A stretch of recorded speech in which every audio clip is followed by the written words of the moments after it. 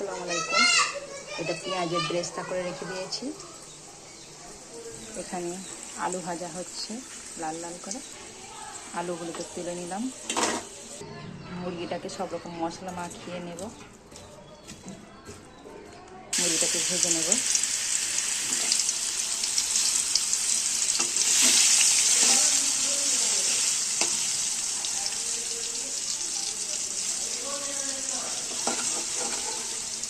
আটা দিয়ে দিলাম।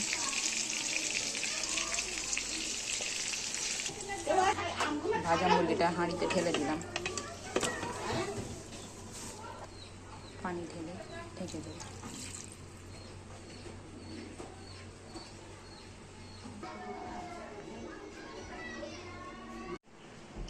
এইভাবে মুরগি রান্না করবেন, দেখবেন ভালো লাগবে খেতে।